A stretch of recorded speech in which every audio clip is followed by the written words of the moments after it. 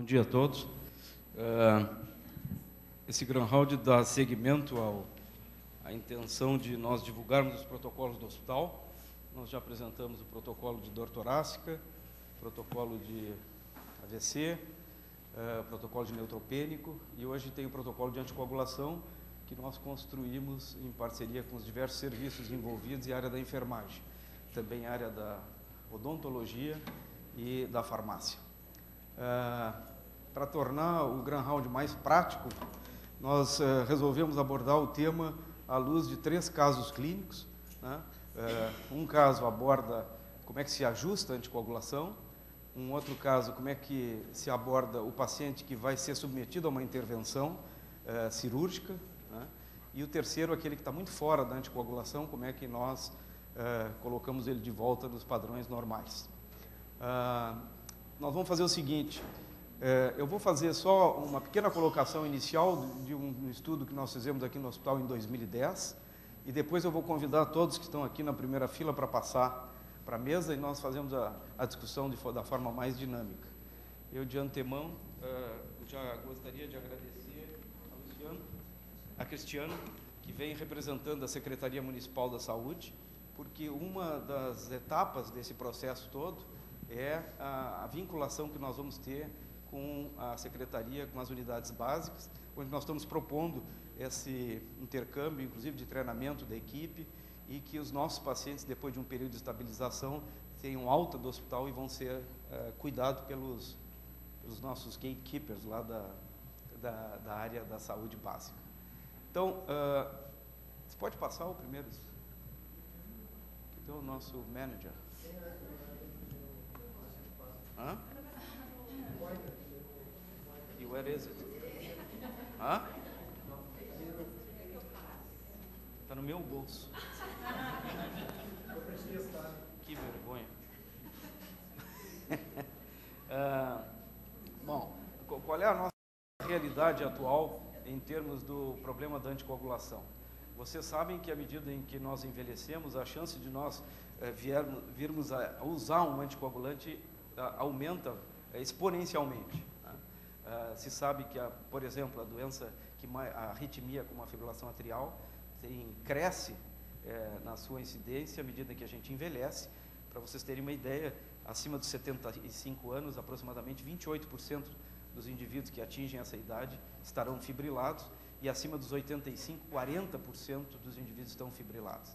E a fibrilação atrial é a principal causa do AVC, AVC devastador, é o mais grave de todos os AVCs isquêmicos, e esses pacientes necessariamente deveriam estar protegidos através de um anticoagulante. Nós estamos comemorando 50 anos da varfarina, né, dos anticoagulantes orais inibidores da vitamina K, que reduz em quase 70%, 68% mais precisamente, a taxa de fenômenos tromboembólicos relacionados à fibrilação atrial. Então, é uma prática médica indispensável nesse grupo de pacientes estarem usando anticoagulantes. Além disso, outros grupos vêm crescendo. Nós aqui na emergência temos visto que cada vez mais nós fizemos mais diagnóstico de embolia pulmonar com os novos métodos. As doenças oncológicas que crescem também se associam a fenômenos trombofílicos paraneoplásicos, principalmente as doenças sólidas, as neoplasias sólidas. Então, o cenário é de um crescimento da utilização destas drogas e dessa estratégia terapêutica. Então, nós temos que estar habilitados e o hospital precisa divulgar as melhores práticas nessa área. Para vocês terem só uma ideia, né, de como é que é a nossa realidade, nós pensamos, então, no ano de 2010, a nossa realidade em relação à anticoagulação. Aqui, na primeira coluna, a gente vai ver que está dividido aqui os 2 grandes ambulatórios, os ambulatórios de especialidades e os ambulatórios que estavam vinculados à medicina interna e da enfermagem, que praticavam e que controlavam a anticoagulação. Um total de exames realizados em 2010 de 3.926 na coluna de baixo. Na coluna do meio, a gente vê qual o percentual desses pacientes se encontram na faixa entre 2 e 3 do NR, que é a faixa terapêutica preconizada para que se obtenha um sucesso terapêutico adequado. Vocês vejam que os percentuais são pequenos E quando nós nos reportamos ao TTR, que é o tempo em que esse indivíduo permanece na faixa entre 2 e 3, e que na maioria dos estudos, inclusive ensaios clínicos, isso tem que estar ao redor de 60% do tempo, ou seja, o indivíduo que toma um anticoagulante, 60% do tempo ele tem que estar na faixa entre 2 e 3, e aí nós temos uns percentuais de 36% no ambulatório específico e de 40% das especialidades. Então, nós precisamos melhorar muito essas taxas ainda de adequação da anticoagulação.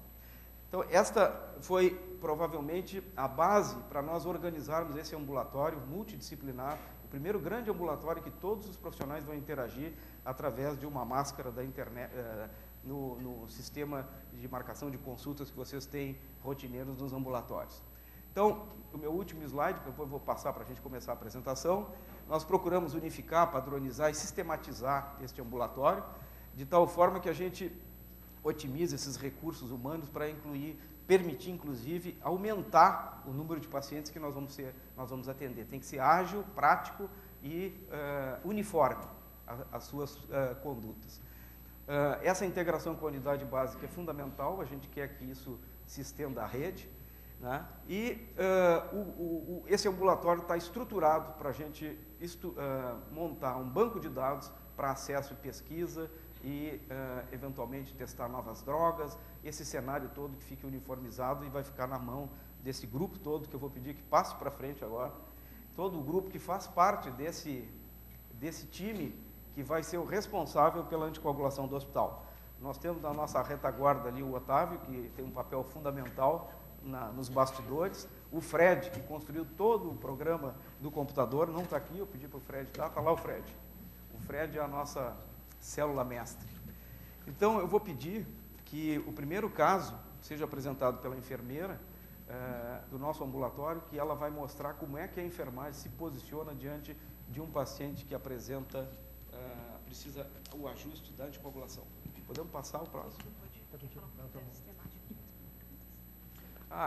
Cada caso terão 3 perguntas. Vocês acham melhor eu levantar a mão e depois no final se comenta? Isso. Tá.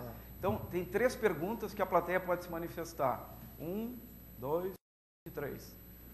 E depois a gente vota e cada apresentador vai dar o resultado. Passa aí. Dá para ouvir?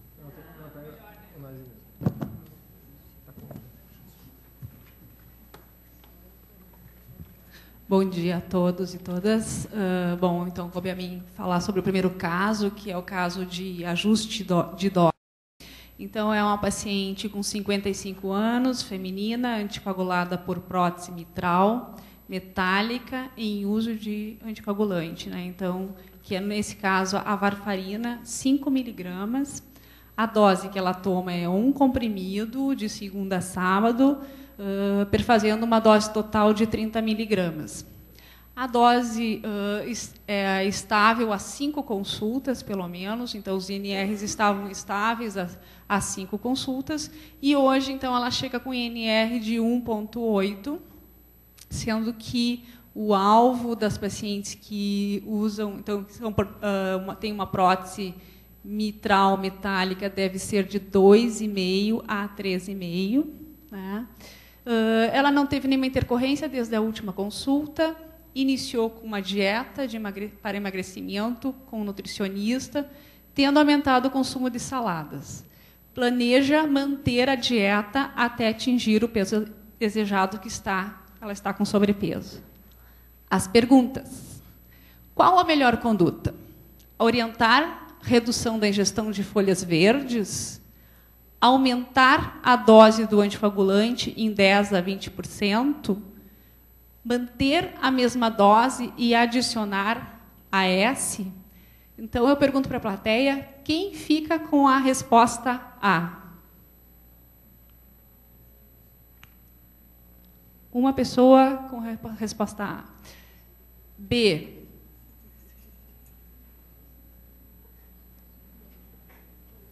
Ok. C. Ok, então a resposta que prevaleceu foi a B. Vamos comentar um pouquinho, então. Bom, Quando um paciente chega no ambulatório, está com o INR abaixo do alvo, o que nós vamos fazer normalmente? Nós vamos fazer uma série de perguntas para ele, para tentar entender por que ele está dessa maneira, né? Então, a primeira checagem que a gente faz é em relação à adesão ou alteração da dose prescrita, ou seja, saber se o paciente está conseguindo tomar aquela dose que foi orientada na última consulta, ou se ele esqueceu alguma dose. Ok, a resposta para isso é negativa, ele não esqueceu nenhuma dose. Alteração ou início de outras medicações. A gente sabe que a varfarina, quanto o Marcomar, tem interações com várias drogas, então nós precisamos identificar se houve alguma alteração de medicações que ele já vinha em uso ou inserção de novas medicações. Nesse caso, a resposta foi negativa, não alterou nenhuma medicação. A alteração do conteúdo da vitamina K da dieta. Então, como vocês viram, a paciente precisou iniciar uma dieta para diminuir seu peso e alterou alimentos ricos em vitamina K na sua dieta. Resposta positiva. E não houve nenhuma mudança da condição clínica que possa interferir na anticoagulação, como é o caso de pacientes que podem estar com vômito, diarreia, alterações hepáticas, né? Não houve essa modificação. Então, ficamos com uma única resposta, que é a alimentação, né? Eu queria ressaltar só um detalhe do protocolo também, que pacientes que chegam com INR abaixo do alvo e que estão, na verdade, estáveis e que não tiveram nenhuma resposta positiva, nós podemos esperar um tempinho e repetir o exame para ver se confirma isso. Tá? Bom, aqui, né, o nosso fluxograma para responder a essa alteração. Eu vou fazer uma pergunta para a minha colega Helenara, que é a enfermeira que trabalha há mais tempo atualmente, sobre a dieta. Então, como que ela orientaria a dieta para essa paciente?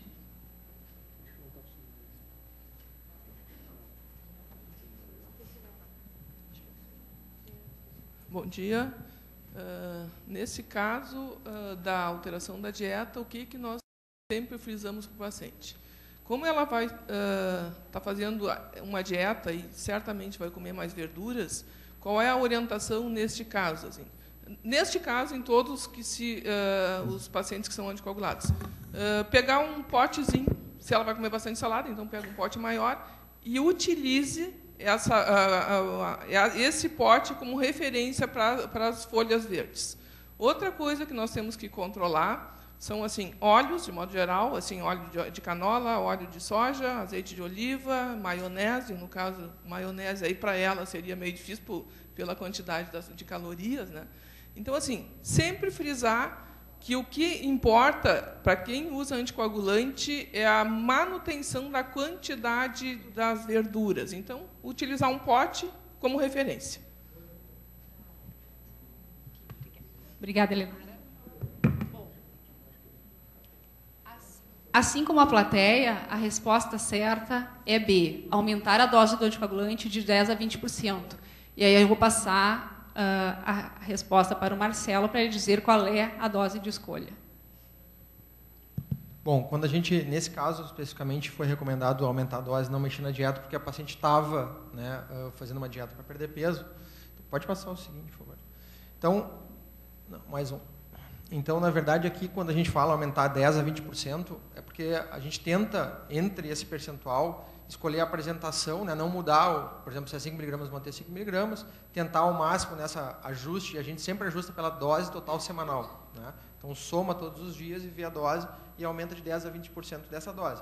Então, procurar não dificultar para o paciente o esquema, então, se possível, não usar mais do que uma apresentação e nem tentar partir muito o comprimido. Então, entre o 10 e 20 está adequado. Né? E a gente vai ver, então, conforme o que o paciente usa para fazer esse aumento. Ok. Então, esse é o primeiro caso. Vou passar a palavra para o Amon.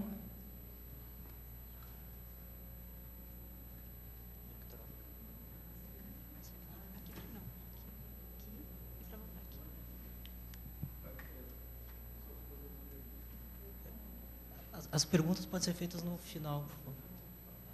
Nós vamos dar uns 15 minutos no final. Tentar. Bom, a mim coube um caso sobre manejo perioperatório, que também bastante dúvida no dia a dia. Então, um paciente de 78 anos, masculino, não pus aí, hipertenso, portador de gota e osteoartrite. Há cerca de 1 ano sofreu um AVC isquêmico associado à fibrilação atrial, do qual não restaram sequelas. Foi anticoagulado desde então com varfarina. Tem uma cirurgia ortopédica, uma rafia de tendão de Aquiles, planejada para daqui a 2 semanas. Foi encaminhado pelo ortopedista para orientação quanto ao manejo do anticoagulante, então, no período perioperatório. Então, as perguntas para a plateia: qual é a conduta em relação ao uso do anticoagulante no perioperatório? Se suspende a varfarina 5 dias antes do procedimento, com um planejamento de reiniciar após o procedimento, fazer um esquema de transição com enoxaparina antes da cirurgia e reiniciar a varfarina após o procedimento, ou não há necessidade para esse tipo de cirurgia da suspensão da anticoagulação. A resposta A, então, quantos marcariam? Podem levantar mais alto o braço. A B? Tá. E a C? Bom. Então, nesse caso, necessita suspender. Ninguém vai fazer uma cirurgia de tendão com paciente com dose plena de anticoagulação. Então, o próximo passo é a gente avaliar o risco individual do paciente de ter um evento tromboembólico no período que ele ficar subanticoagulado com a suspensão do anticoagulante para a cirurgia. E aí nós temos essa tabela no protocolo que mostra as 3 principais indicações e a gente, dentro de cada uma, classifica o paciente como de risco baixo, moderado ou risco alto de desenvolver fenômenos tromboembólicos. O nosso paciente é um paciente, então, ali com fibrilação atrial, tá? Se ele tivesse um score SHADS, que depois a gente vai explicar, de 0 ou 1, ou não tivesse eventos prévios, ele seria considerado de baixo risco. O risco moderado é um SHADS ou SHADS-VASc de 2 a 4, e acima disso, ou com AVC recente, ou sendo um paciente com doença valvular reumática, ele é considerado um paciente de alto risco. Esse aqui é o SHADS-VASc, tá? Se dá 1 ponto para cada um desses fatores e 2 pontos para idade acima de 75 anos e AVC prévio. O nosso paciente, então, além de hipertenso, tinha 78 anos e tinha tido um AVC isquêmico prévio há cerca de 1 ano. Se ele tem sequela ou não tem sequela, isso não faz nenhuma diferença para a decisão. Então, ele é um paciente com um score de 5, é considerado um paciente de alto risco de desenvolver eventos durante o período de suspensão da anticoagulação. Se ele fosse de baixo risco, a gente simplesmente suspenderia uns 5 dias antes e ele poderia ir para a cirurgia sem problema. Tendo ele sendo classificado como risco alto, e se fosse intermediário também, então a gente adota a estratégia de fazer a ponte ou a transição entre o período da suspensão do anticoagulante e a cirurgia. E se faz de maneira prática da seguinte forma: se pede que o paciente venha 5 dias antes consultar conosco. Nesse dia, ele vai trazer um TP e nós vamos suspender o anticoagulante oral. Se o TP estiver dentro da faixa terapêutica, entre 2 e 3, até 3,5, a gente simplesmente mantém a suspensão do anticoagulante e orienta que se inicie enoxaparina 36 horas após essa suspensão. A enoxaparina vai, então, ser suspensa 24 horas antes do procedimento. Isso significa umas 3 ou 4 doses de enoxaparina que a gente está conseguindo disponibilizar no ambulatório, e eu gostaria que a Maide, que é responsável pela farmácia, nos explicasse como. Bem, então o Hospital de Clínicas optou por fornecer essas enoxaparinas para esses pacientes que vão à cirurgia, e esse paciente, após passar com o médico do ambulatório de monitorização da anticoagulação, vai com a receita médica na farmácia de programas especiais, aquela farmácia do ambulatório que fica em frente à Zona 6, e esse paciente vai receber a orientação por escrito do farmacêutico de como ele vai proceder nas datas determinadas. Então, essa data da cirurgia vai estar marcada já, e o farmacêutico preenche junto com ele uma tabela de horários de autoadministração da enoxaparina, recebe todas as doses e também a orientação que ele vai trazer essas seringas para descarte no hospital, para não descartar no lixo inadequado. Então, o hospital vai fornecer essas doses através da farmácia em frente à Zona 6. Bom, lembrar que a dose de enoxaparina é a dose plena. No caso, é 1 miligrama por quilo, 2 vezes ao dia. Tá? Se ele tivesse, no dia, 5 dias antes do procedimento cirúrgico, com o TP acima do alvo, acima de 4, então, além de suspender, a gente não iniciaria a enoxaparina 36 horas depois, porque provavelmente ele ia ficar ainda hiperanticoagulado e aumentava o risco de sangramento. Então, a gente recomendaria que fizesse um TP também uns 24 horas antes da cirurgia, e se ainda tivesse acima, poderia se manejar com vitamina K via oral. Agora, mais frequente do que até procedimentos cirúrgicos maiores é tratamento dentário. E a gente várias vezes recebe a solicitação do dentista para orientação quanto a isso. Nós temos aqui o Maciel, que trabalha muito com esse tipo de paciente e pode nos dizer se a gente suspende ou não. Bom dia. Posso fazer uma pergunta? Nesse caso, quem suspenderia o anticoagulante? Uma extração dentária. Um procedimento dentário qualquer. Qualquer evento odontológico.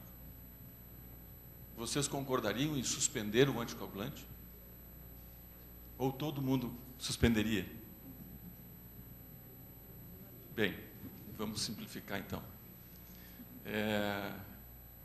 Todo paciente anticoagulado que está dentro da faixa terapêutica, não há necessidade de suspensão do anticoagulante.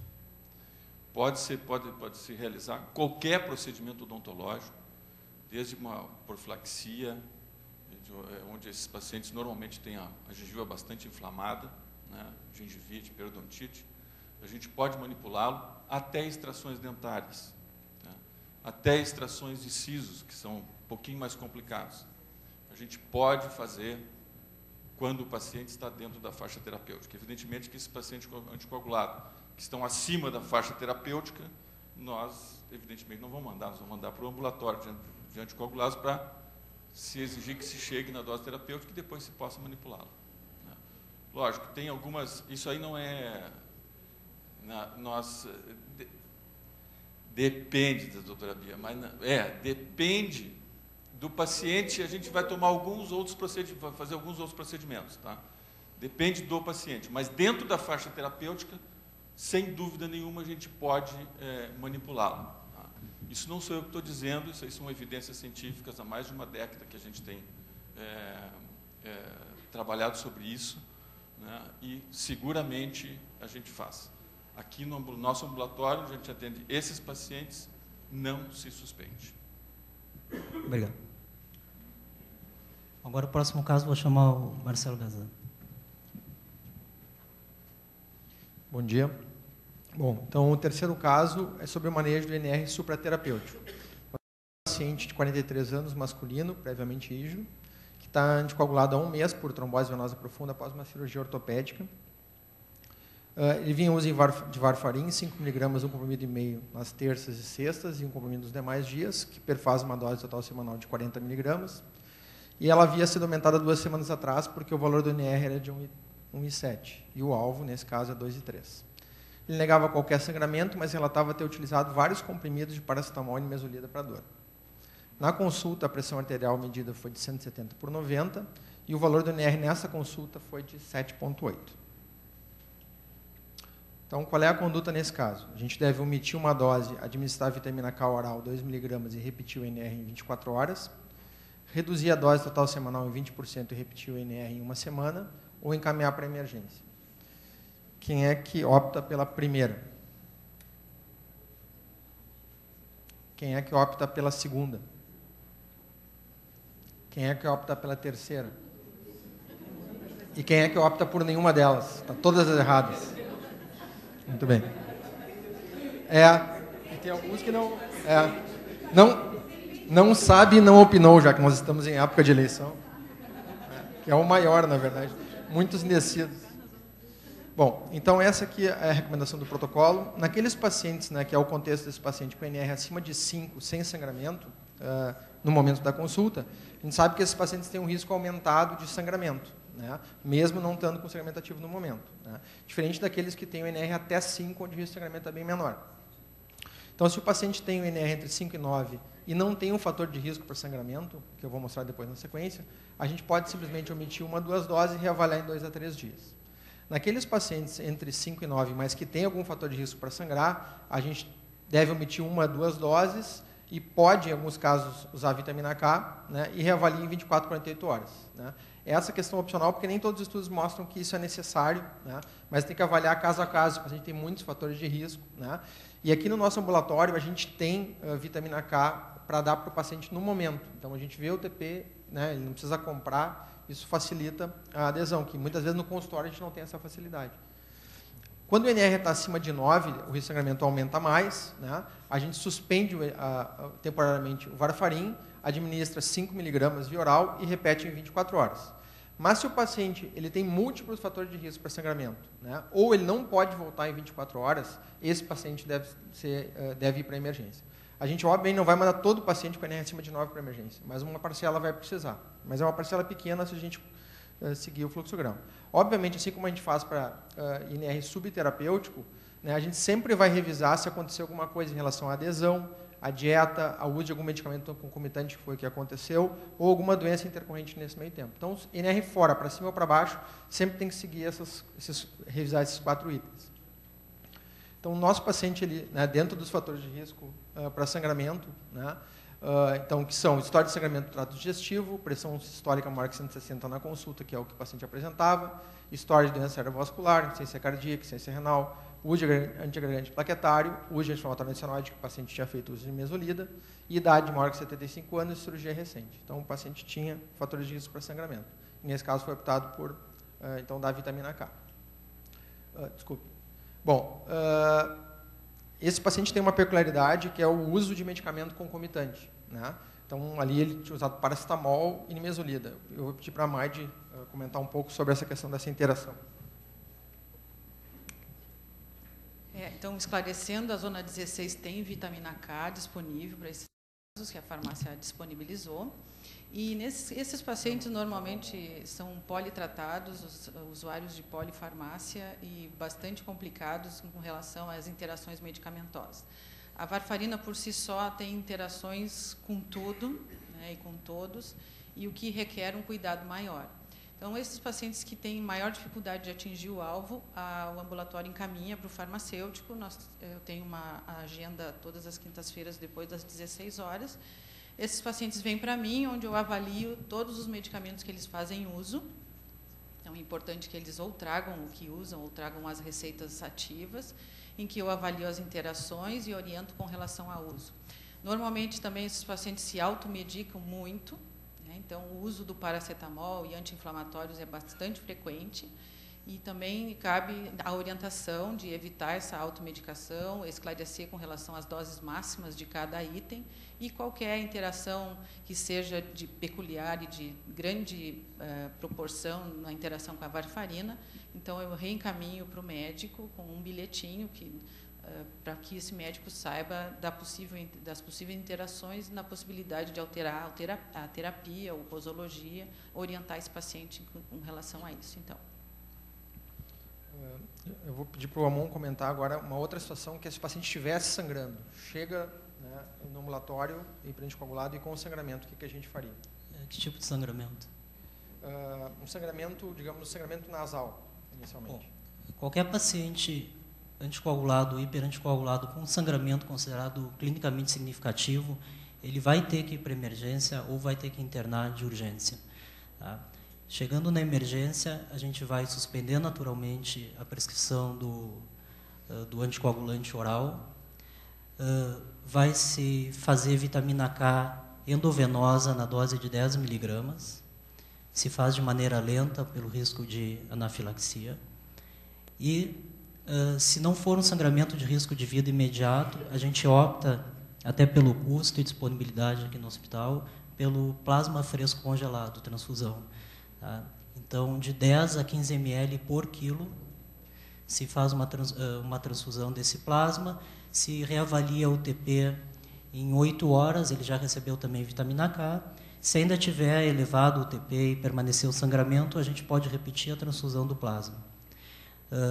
Eu já vou me permitir falar também de pacientes que chegaram com sangramento de sistema nervoso central inicial até 3 horas, que é um sangramento catastrófico, ou o paciente tem um choque hemorrágico. Então, a gente precisa de uma reversão mais imediata do efeito do varfarin. E daí, a gente tem disponível aqui na emergência do hospital, aqui no hospital, o complexo protrombínico. A dose é 15 a 20. É 20 a 30, isso está bem explicitado ali no protocolo, tá? Unidades por quilo. E permite uma reversão do efeito em mais ou menos 30 minutos. Com o plasma, a gente espera a reversão em mais ou menos 6 horas. Então, isso realmente faz diferença para sangramentos que põe o paciente em risco de vida imediato. Bom, encerrado os casos, a gente vai falar um pouquinho só da logística do ambulatório. Primeira coisa na verdade, é o protocolo em si. Esse protocolo está disponível para qualquer profissional do hospital, facilmente acessível. Quando a gente entra no AGH, a gente tem esse ícone aqui, que é onde a gente, se clicar, tem acesso a todos os protocolos que já estão aprovados para uso dentro do hospital. Quando a gente clica aqui, abre direto, né, e na página já tem ali o anticoagulação oral. E aqui, então, abre o protocolo, ele tem 8 páginas, né, e aborda, então, todas as questões, inclusive com dose, todas as especificações para ser bem prático, né. Então, de qualquer lugar do hospital pode ser acessado, onde tem AGH. O protocolo, o conteúdo dele, vai ver, então, né, essa é uma tabela que indica a situação clínica, o alvo terapêutico e o tempo de tratamento. Isso aqui são tudo baseados em recomendações de nível 1. Né? Então, foram as que foram colocadas. Não se colocou no protocolo situações muito particulares, que não é a lógica. Né? Isso aqui, o protocolo é uma recomendação, né? Mas tem casos que têm que ser individualizados, mas que vale para a maior parte dos casos. Outras coisas que o protocolo aborda são as contraindicações, como iniciar a anticoagulação, como ajustar a dose, como aquele fluxograma que foi mostrado entre 2 e 3, entre 2,5 e 3,5. Tem o fluxograma também entre 2 e 3. O manejo do INR supraterapêutico, como se faz no período perioperatório, como tratar sangramento, no uso da gestação e os critérios de alta do ambulatório e como encaminhar para a unidade básica de saúde.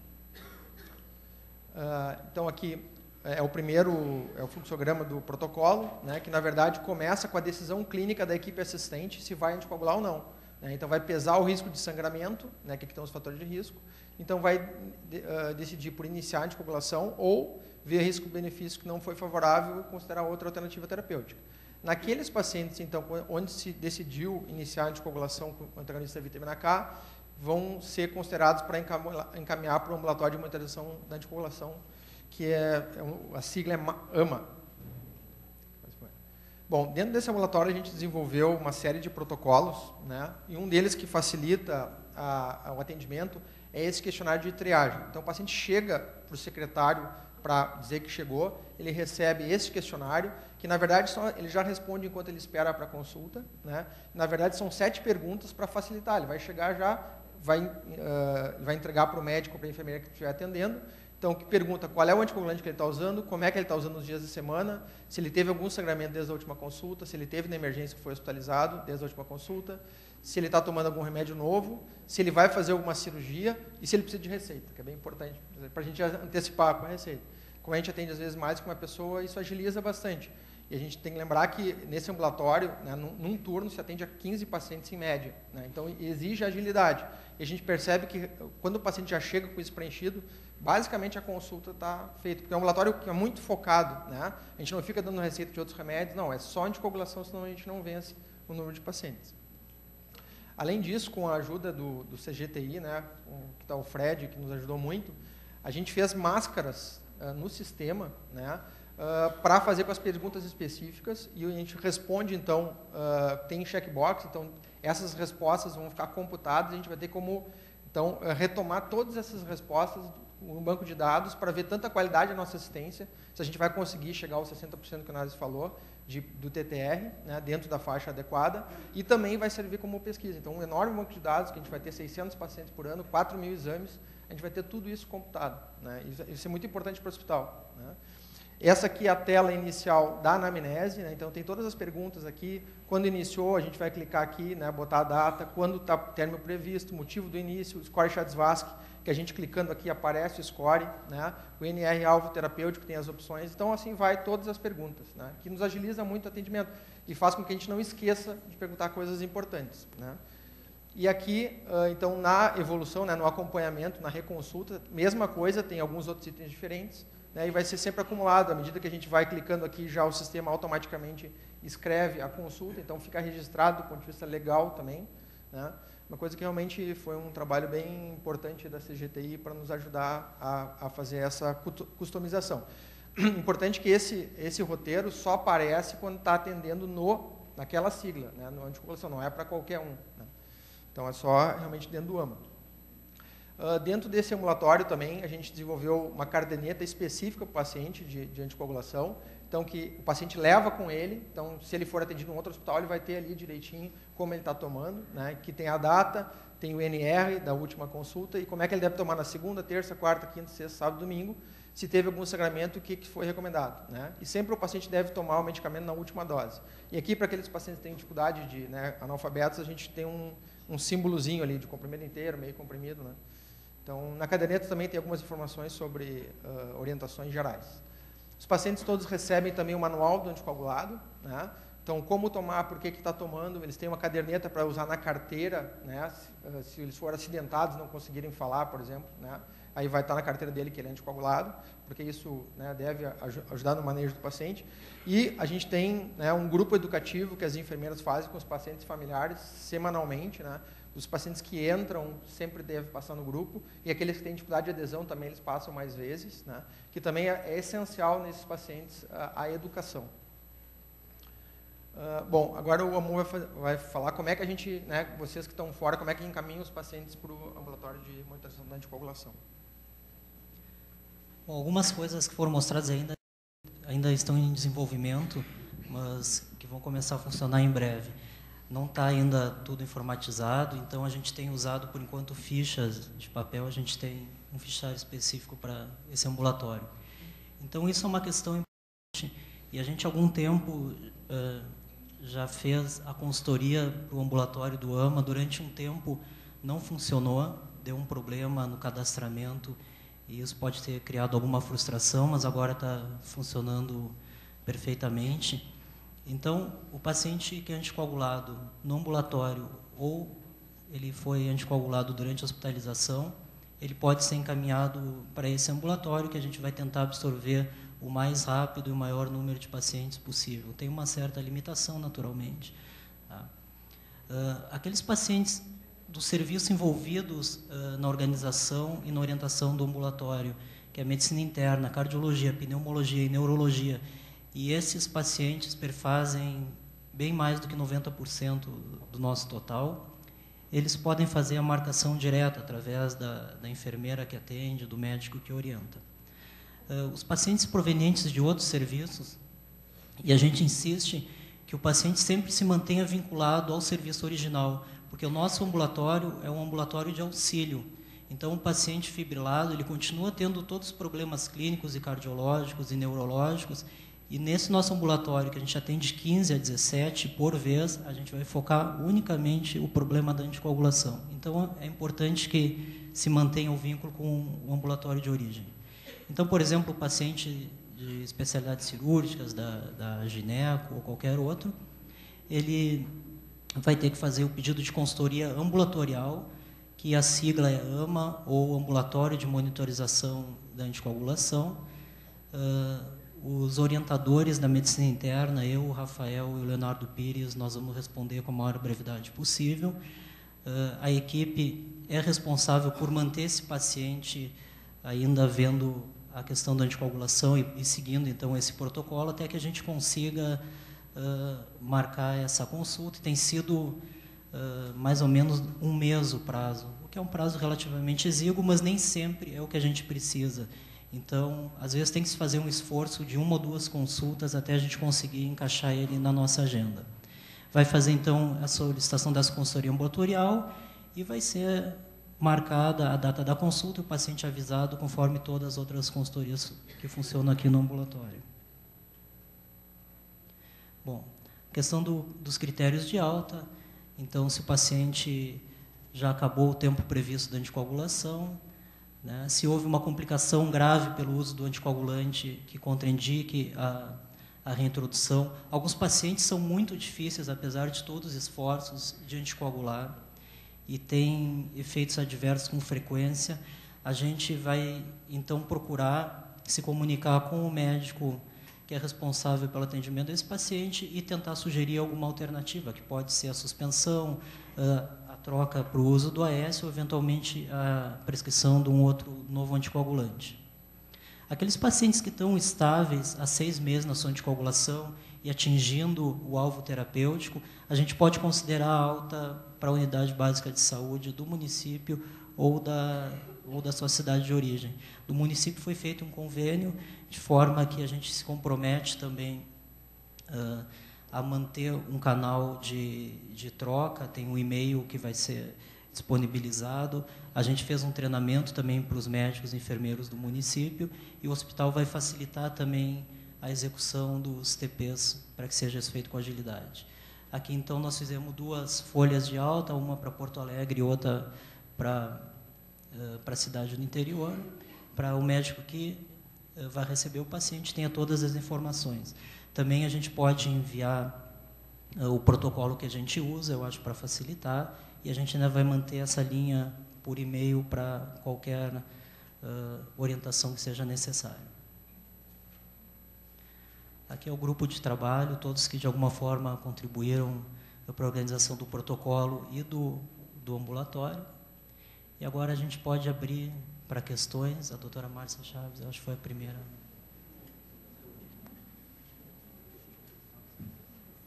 Cronometrado o teatro, né? Vocês viram que o teatro começou na hora e terminou 15 minutos antes, para a gente abrir para pergunta, porque eu acho que tem muita pergunta para ser feita. Eu vi 2 inquietas ali, a Bia e...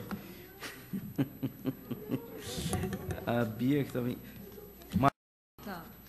Eu queria fazer uma pergunta ainda relacionada àquele primeiro caso da questão da dieta.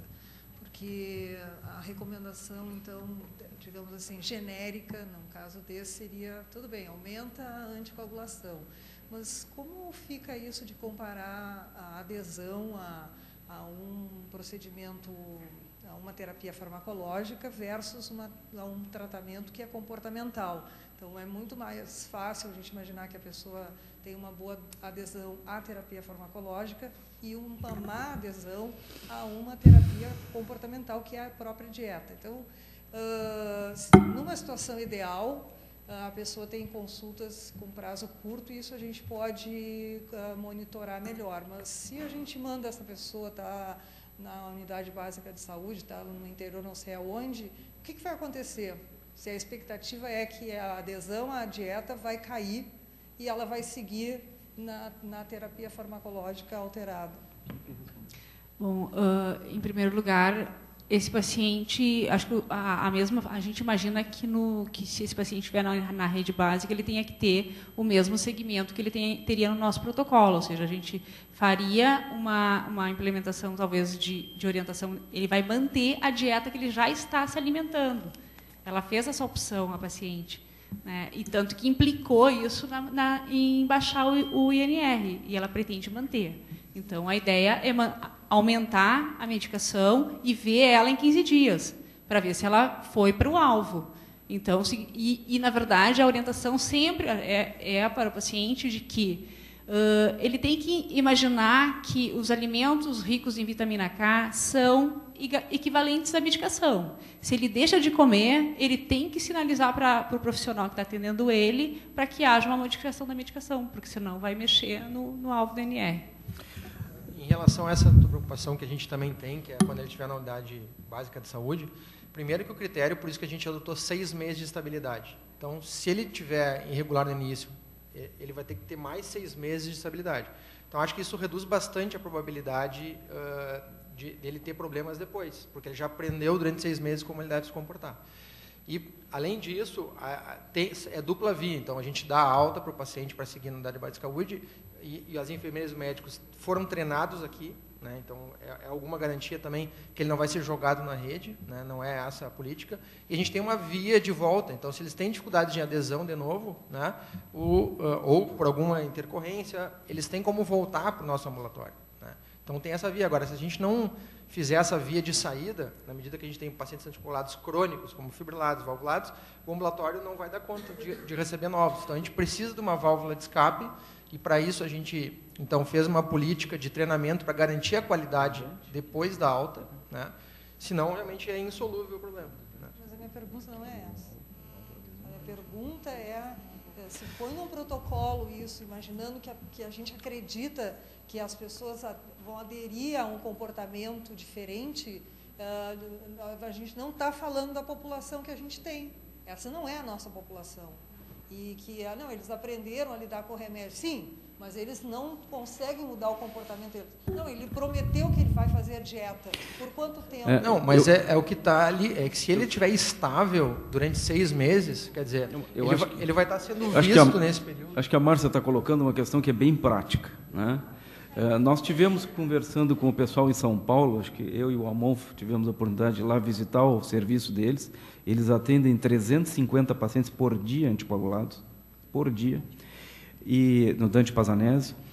E a orientação geral deles é o seguinte, que a melhor estratégia com relação à dieta é que a gente ensine o doente a manter uma certa estabilidade no padrão de alimentação. Se ele quer mudar para comer verde, então tu tens que colocar naquele contexto dele quanto tempo o senhor vai fazer essa dieta. Ou o senhor não faz dieta nenhuma, mas como é que é a sua dieta? E aí tu adequa a dose à dieta dele. A gente não pensa que o doente vai se adaptar. Nós é que vamos ter que conhecer a realidade nutricional dele e fazer os ajustes a partir daí. A gente não muda mais a dieta do doente, não tenta reduzir verde, não faz todo esse carnaval. Qual é a sua dieta? E nós vamos nos adequar à dieta dele. Eu acho que essa é uma regra mais prática e mais interessante. No caso específico, é que ele mudou a dieta porque ele estava fazendo um regime, né? Então, ela que mudou a dieta, não foi oscilação. E aí nós temos que nos adequar a isso. Eu queria só fazer uma pergunta, eu queria mais perguntas da plateia, queria os residentes. Geraldo, Zé. Eu tenho um problema bem específico, que é a grávida. Eu não posso usar o anticoagulante oral no início e final de gravidez. Como é que eu faço para utilizar a enoxaparina ou mesmo a não fracionada? Como é que eu consigo esses medicamentos para as grávidas? Bom, realmente existe contraindicação absoluta, principalmente no primeiro trimestre. Então, quando a gente está anticoagulando uma mulher em idade fértil, a gente tem que deixar claro desde o início que, se ela quiser engravidar, tem que ser uma gestação planejada. E a gente, então, acho que deve tentar conseguir, através da secretaria, que ela consiga a enoxaparina já previamente, porque o ideal é já fazer a troca a partir das 7 semanas. Né? É muito no início da gravidez, então realmente tem que ser uma coisa muito planejada. O hospital, naturalmente, não tem ainda como distribuir para todos, para os 9 meses, né? Até poderia se usar no segundo trimestre também. Acho que gestante é uma coisa bem individualizada que a gente vai, se for impossível, nós vamos ter que fornecer. É um problema. Esse é um detalhe importante, Zé. Vocês estão vendo aqui que esses protocolos de transição e mesmo da gestante não serão feitos internados, para nós diminuirmos a taxa de hospitalização e reduzir o tempo de permanência no hospital só para ajuste da dose. Os pacientes devem ter alta logo, breve, e serem assumidos e absorvidos pelo AMA e junto com a parceria da especialidade. Mais alguma pergunta? Oi, eu sou farmacêutica residente na emergência e, com frequência, a gente tem entrado em contato com unidade básica de saúde e eles não têm condições de assumir um paciente que está iniciando anticoagulação ou mesmo manejo e pacientes que não são vinculados a nenhum ambulatório aqui no hospital. Como é que poderia ser feito, né, para encaminhar esse paciente para o Bom, eu vou pedir para a Cristiane, que sabe, Cristiane, tu nos diz mais ou menos o que nós já combinamos e o que todos os pacientes que estão no hospital só serão encaminhados para a secretaria depois de estáveis e em 6 meses, só depois disso. A forma de encaminhamento tem os... Na emergência, como é que ele vai? Tu vai ter que chamar a consultoria na emergência da especialidade que vai marcar a consulta no ambulatório do AMA. Ele não vai direto para a rede. Não pode. Isso é que nós estamos querendo mudar. Que o vínculo tem que ser feito com o ambulatório do AMA e o AMA que se relaciona com a rede. Cristiane. Bom dia para todos. Na realidade, é isso que a gente tem tratado, né? A gente fez, no início do ano, a gente fez vários módulos de capacitação, educação permanente para médicos, principalmente para farmacêuticos, que são os que dispensam os medicamentos na rede. Poucas enfermeiras, mas a gente também tem que pensar ampliar esse alvo e ampliar como uma ação de educação permanente contínua. Então, a gente tem pensado nisso e o que acontece? Ficou claro que esses pacientes são os pacientes anticoagulados do hospital que passaram pelo AMA, né, que depois de estáveis eles vão ser encaminhados com responsabilidade para a unidade básica. Então, sim, há um contato direto entre o médico da unidade, a enfermeira da unidade e o ambulatório, para a gente poder acertar a questão de referência contra referência e exames de manutenção, né? Então, nós estamos acertando isso. Ou seja, esses pacientes têm que ser do hospital. Não é qualquer paciente anticoagulado de qualquer outro centro, de qualquer outro hospital que está vinculado a isso. Não é. São os pacientes específicos do centro, do ambulatório, que nós vamos estar fazendo isso. O que a gente quer, eu acho que com o tempo, é ampliar para os outros hospitais que também trabalham com anticoagulação e também precisam fazer esse acerto com a atenção primária. Então, é isso que a gente tem tentado. Bom, a gente fez uma educação permanente, a gente fez uma capacitação, mas, assim, a gente está tentando trazer o protocolo presente no site para todos os profissionais, que eles possam estar se atualizando. O próprio ambulatório ofereceu para os profissionais um acompanhamento durante o ambulatório, que eles fiquem acompanhando um tempo esses profissionais dentro do ambulatório, que eles estão disponíveis, então a gente pode estar fazendo essa troca. Bom, a partir disso, que todos tenham conhecimento do protocolo, que comecem a fazer essa transição e garantia dessa comunicação, a gente vai atrás dos focos de problema, né? Então, assim, aconteceu um problema no manejo errado, equivocado, ou sem acesso. Bom, aí eu sou a referência para isso dentro da secretaria, para a gente estar podendo acertando esses focos. Mas aí nós vamos acima dos focos. Em relação à medicação, só, eu acho que a gente pode estar trabalhando em relação à enoxaparina, somente para gestantes. A gente pode estar fazendo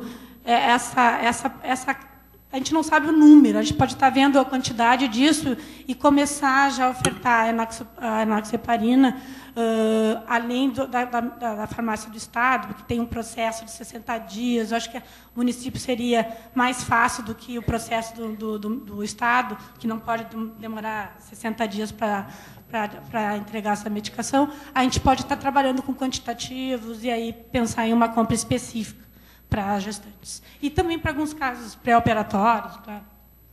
Bia. Eu queria parabenizar todos por essa apresentação, por esse trabalho. E a dúvida que eu tenho é uma lacuna, assim, que sempre fica, mesmo quando a gente pega outros protocolos, ou do CHEST, que é o paciente que está fazendo prevenção secundária de doença aterosclerótica e tem que ser anticoagulado. As coortes todas, a associação da varfarina com antitrombóticos, estão associados ao aumento da mortalidade em tudo quanto é lugar. E a gente acaba respondendo isso no depende do caso, depende do contexto, individualizando. Isso está previsto em algum ponto? Tem uma diretriz assim recente que é o seguinte: se o paciente sofreu uma síndrome coronariana aguda, né,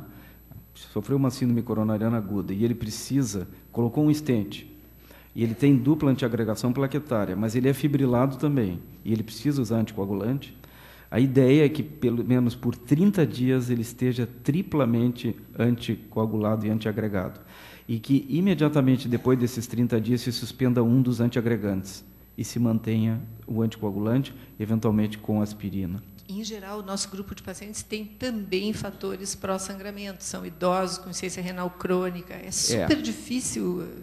Mas a orientação geral seria essa. né? 30 dias, tripla, e depois dos 30, tentar reduzir ao máximo e manter sempre eles muito próximo do alvo, com proteção, que já se sabe que não interfere, etc. A maioria dos pacientes pode ficar só com o anticoagulante oral. A associação com o antiagregante plaquetário aumenta bastante a taxa de sangramento. E a gente fez um levantamento recente, o Pivato foi um dos residentes que fez um estudo do nosso ambulatório, e a gente estava com os níveis bem dentro do alvo, nós não tivemos complicações maiores além do que é esperado, mas nós tivemos uma taxa bem aumentada de sangramentos menores, mas significativos. E, por alto, assim, a gente viu que 28% dos nossos pacientes usavam junto um antiagregante plaquetário. A gente vai fazer agora um estudo específico para tentar ver o que explica essa taxa de sangramento aumentada, e isso pode ser uma resposta. Eu acho que a gente não pode desprezar o risco de sangramento com a dupla anticoagulação. O que é? Tu queria perguntar a pergunta? Eu queria fazer uma pergunta para a doutora Cristiane, a respeito, na verdade, assim, dos encaminhamentos para a rede, né?